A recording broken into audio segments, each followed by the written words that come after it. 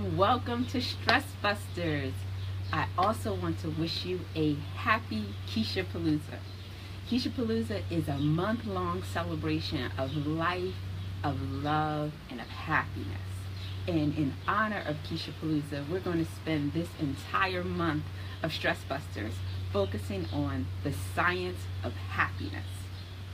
Now, our code word for today is sunshine. So in a little while, I'm going to tell you what you can do with that code word to win a prize. So keep that in mind and we'll get started.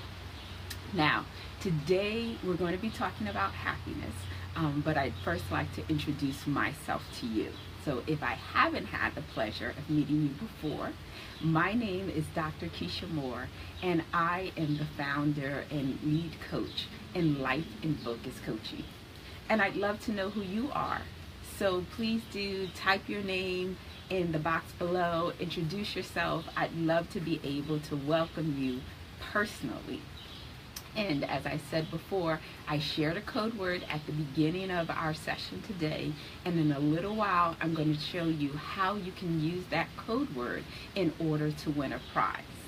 So today we're talking about the science of happiness, and this whole month will be dedicated to learning what science has to teach us about how we can live happier lives. And who doesn't want to be happy and to live a happier life?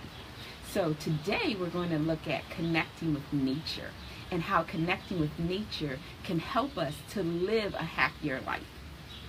So if you know someone who loves nature or who just wants to be happy or happier, please do invite them to join this conversation. I'd love to connect with them and give them the opportunity to ask whatever questions might come up for them as we're talking about this great topic. So let's begin. Now, we know that connecting with nature increases our health, our happiness, and our well-being for everyone, regardless of our age. It's not just about nature is good for children. Nature is good for all of us. And I'd like to share with you some of the scientific studies that I've pulled to actually support this idea and help us understand how nature is connected to our happiness. There's this famous quote from a poet, Samuel Johnson, who says that deviating from nature is deviating from happiness. So I don't want you to deviate from happiness. I want to share with you how nature actually increases our happiness, because I know that once you understand the science behind it, then that will be more compelling for you to make it connecting with nature a priority for you in your daily life. So let's begin. The first study that I want to share with you was published in 2014 in the Environmental and Behavioral Journal. And this study showed a connection between how connected we feel to nature and how happy we are. So in this study, researchers asked people to rate their nature connectedness. And so they gave people a list of questions that said things like, nature is a really important part of my life. I spend significant time when I'm out taking notice of nature or wildlife. So there was a series of questions, and people would rate how true those questions were for them from a scale of 1 to 7. And they also had people take some of our standard happiness tests that rate how happy you are. And the researchers found a very strong and clear connection between how connected you felt to nature and how happy you were. And that was consistent regardless of what measures of happiness they were using. So it's really interesting to have us start thinking about, well, where is this relationship coming from? And how does just being out in nature like this make us happy? So one of the ways in which being out in nature makes us happy is that the physical act of being in nature lowers our stress level. Definitely. So that's kind of how nature can also increase our happiness by lowering the stress that we feel. And there's this study that was done in Japan, and they asked people to take a walk, 90-minute walk. And some people they asked to take a walk in the forest, and other people they asked to take a walk in the city. And guess what? There was a big difference in people's stress levels and levels of happiness based on where they were walking. So the people who were taking walks in the forest were much happier and much less stressed at the end of the 90-minute walk than the people who took the walk in the city.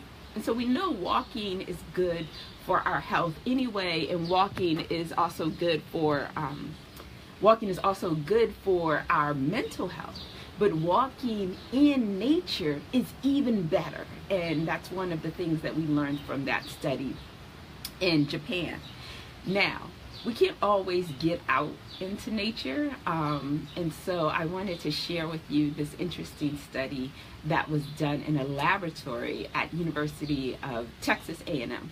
And here they talk about how not just being in nature, but even seeing pictures of nature can increase our happiness. So in this study, what the researchers did was show the participants of the study a stress-inducing film. So something that they knew would induce stress, and they measured your stress levels biologically. And so people were more stressed at the end of watching this film. And then after watching the film, they exposed people to different levels of beautiful nature scenes. They showed pictures of them and more or less beautiful pictures of nature. And so lo and behold, the people who were in the experiment that were exposed to more beautiful pictures of nature had a quicker response in terms of reducing their stress levels. So their stress levels reduced faster, and they were able to completely recover and go back to their original pre-stress levels before they watched the film. And that wasn't true for the other group. So being in nature is great, but even seeing pictures of nature helps us to recover from stress. So if you're having a stressful day, something bad happened, your mind is wandering, if you can, go outside. But if you can't, pull out some pictures of beautiful nature scenes, because even engaging in watching those pictures and looking at those pictures can lower your stress levels. Now, let me share another study with you. So one of the really interesting things about nature, being exposed to nature, how it increases our happiness, is that it also improves our relationships with other people. It actually increases our levels of trust and generosity. So let me share with you some of the research that informs this. There was another study done where they exposed people, again, to pictures of nature. So more or less beautiful pictures of nature. And then they had the people participate in these behavioral economic games that are known to be measures of generosity and trust. And so there's the dictator game and the trust game. And those games respectively measure how generous people are, and they also measure how trusting people are. Now, not generous and trusting in general, generous and trusting in a specific situation, because we know that people's levels of generosity and trust vary based on the situation. So in the study, they exposed people to more or less beautiful pictures of nature. And the people who were exposed to the more beautiful pictures of nature, when they're playing the game, they were more generous and they were more trusting than the people who weren't exposed to that. And so it appears that that relationship between nature and generosity and trust is actually mediated or shaped by their levels of happiness. So when you're happy, you're more likely to be generous to other people. You're more trusting.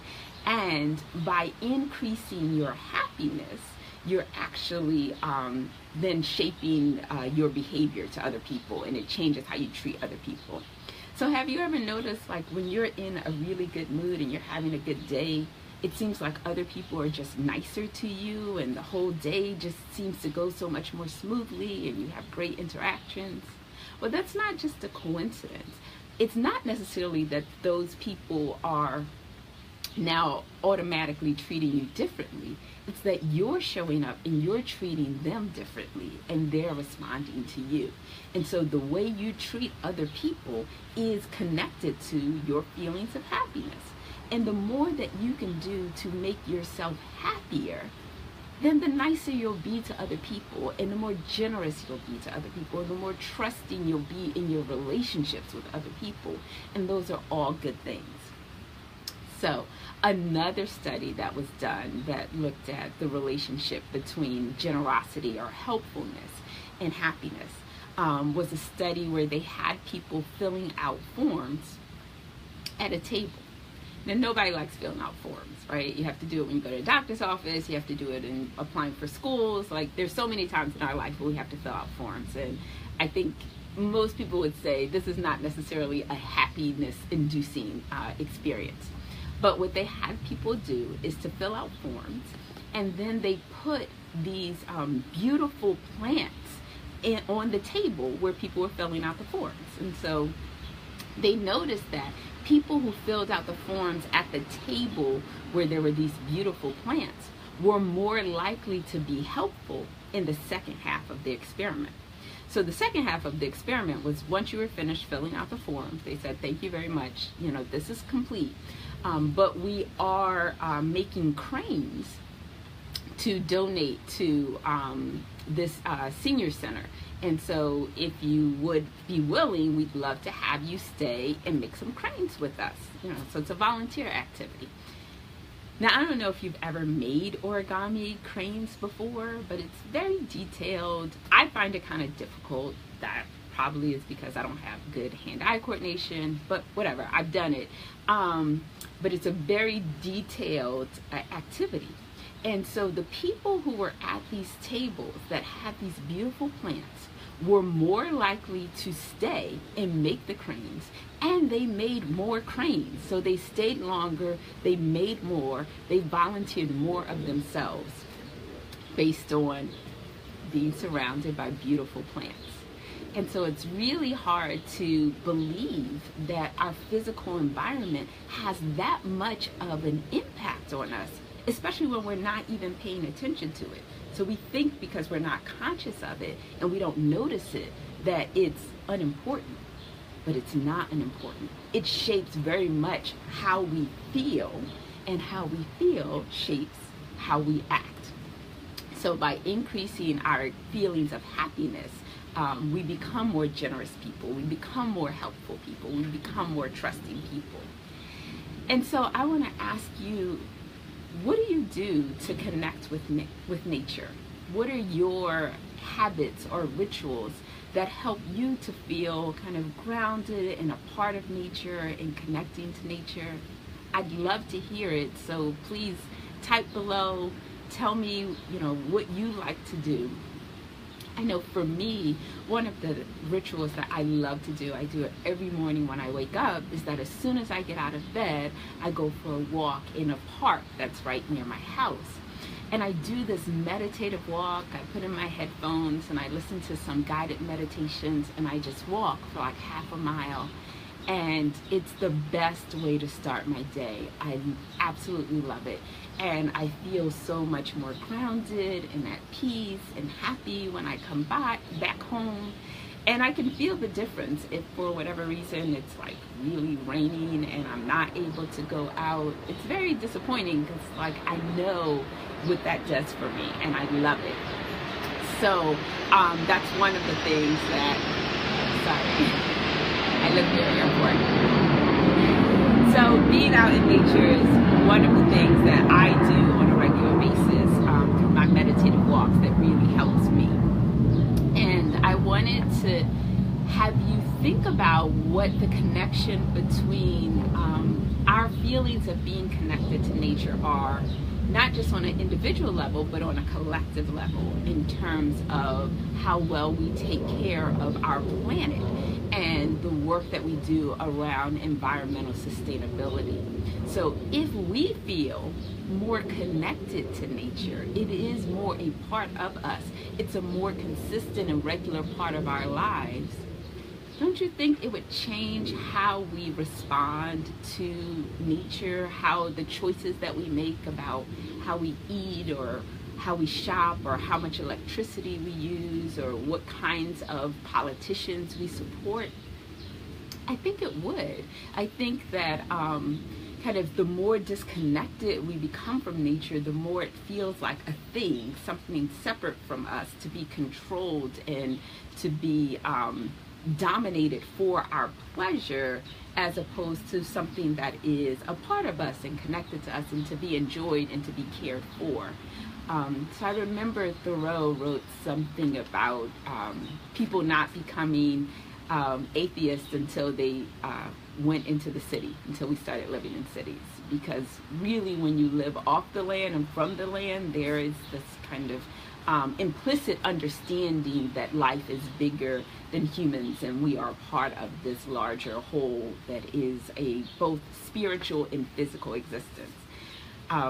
So there are very spiritual people in the city. I'm not suggesting that urbanism is bad. I love cities. I'm an urbanist myself.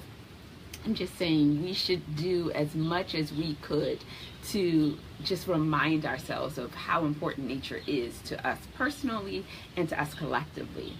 And that's why I want to encourage you to take this challenge. So I have happiness challenges I've prepared for you once every week. So our happiness challenge for this week is about connecting with nature, of course, because that's what we've been talking about. So I'd love for you to consider doing this Go Wild challenge. Now, this was first done in the UK last year, and they asked participants to go wild for 30 days, to spend 30 consecutive days connecting with nature in whatever way you wanted to do it, whatever was interesting for you, but just to commit to doing it for the next 30 days consecutively. And they actually monitored people's health and well-being. And lo and behold, they found that the people who participated in the 30-day Go Wild challenge had statistically significantly better outcomes, both in terms of physical health and in terms of their mental health. And so there was less depression, there was less stress, there were lower expressions of ADD. People were able to focus more, they were more creative, their blood pressure was lower, they got sick less. Like, there were just a number of benefits associated with it. And so I wanted to share that with you and invite you to consider doing your own Go Wild challenge, whatever that means to you. But just take 30 days to think about how you can every day be connected to nature in some way. So that might include bringing some flowers into your house. It might include gardening, going for a walk, maybe looking at pictures of beautiful nature scenes, traveling to a beautiful natural environment, whatever it is, whatever you could think of. But try to do something every day that connects you to nature. And the second challenge I'd like to share with you is that I have created what I call a happiness daily half dozen. Happiness daily half dozen. And so there are half dozen activities, 6 activities that you can do on a daily basis that will increase your happiness. And the activities only take a few minutes to do. So a few minutes every day that is scientifically proven to make your day happier. So who doesn't want that, right? So I would love to share this happiness daily half dozen with you. If you inbox me with the code word that I shared at the beginning of the session, I'll send it out to you immediately and you can start practicing it and start reaping the rewards from it. Now, If you weren't with us at the beginning and you missed the code word, don't worry. You can watch it on the replay. I share the code word at the very beginning, within the first minute. So as soon as you see the replay, get the code word and then inbox me, and I will send you your happiness daily half dozen. So remember that exposing ourselves to nature in whatever way that we can, we know from science that it improves our health, it improves our happiness, it improves our well-being. And so I encourage you to do whatever you can to do that.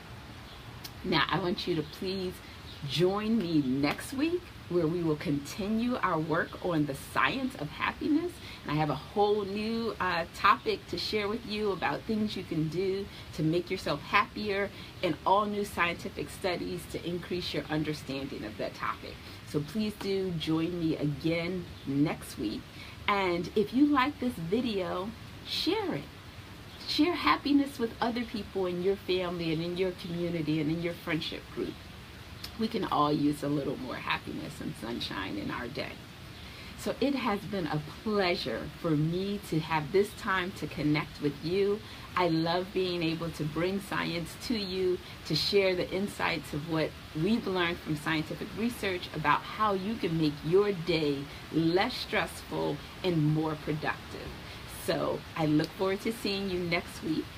Meanwhile, I wish you a day and a life that is filled with purpose, meaning, and joy. Have a great day.